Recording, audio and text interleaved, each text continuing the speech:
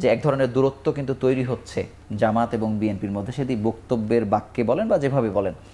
আবার কেউ কেউ আনঅফিসিয়ালি দু দলের মধ্যেই বলছে যে এটি আসলে ফ্যাসিস্ট যে সরকার বিগত হয়েছে তাদের আসার পথও তৈরি করতে পারে। আপনি আসলে কি মনে করেন? না, আমার মনে হয় যে আমাদের 5ই আগস্টের বিপ্লবের চেতনাকে যদি আমরা ধারণ করি, তাহলে আমাদের নিজ নিজ অবস্থান থেকে আরও সতর্ক হওয়া প্রয়োজন আছে। জি, কারণ আমরা আমাদের বক্তব্য, আমাদের স্টেটমেন্ট, আমাদের দৃষ্টিভঙ্গি, এটা ভিন্নতা থাকবে এক এক রাজনৈতিক দলের, এটাই স্বাভাবিক। কিন্তু 5ই আগস্টের চেতনাকে ম্লান করে দেয়, অথবা যে লক্ষ্যে এত বড় বিপ্লব, যে লক্ষ্যে জীবন দেয়া, এই যে বড় কোরবানি, সেই কোরবানিটা যেন ব্যর্থ না হয়, সেটিকে সামনে রেখেই আমাদের গুরুত্বপূর্ণ জাতীয় এবং মৌলিক বিষয়গুলোতে আমাদের ঐক্যবদ্ধভাবেই ভূমিকা রাখা দরকার। এবং আমাদের এই অবস্থানে নিজ নিজ বক্তব্য থাকতে পারে।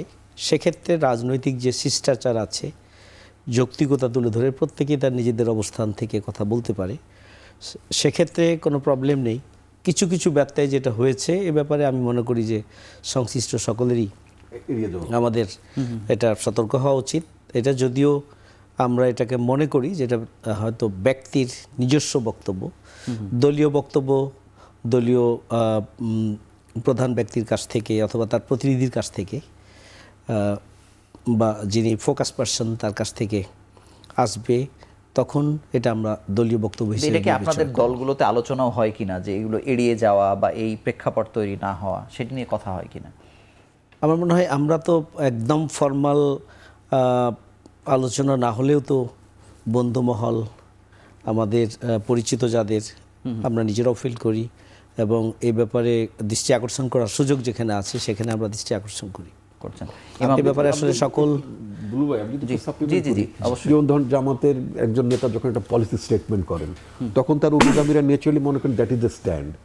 আবার আমার পার্টির যিনি মূল নেতা, আমি যদি এখন কার্যত মূল নেতা তারেক রহমান যখন একটা স্টেটমেন্ট করেন, তখন আমরা তো ওইটাই মানে অনুসারী হিসেবে আমরা মনে করি যে আমাদের এইটার মধ্যে থাকা উচিত, তাই না? এর বাইরে মানে অনৈক্যের বীজ বপন করা উচিত হবে না কারো বক্তব্য।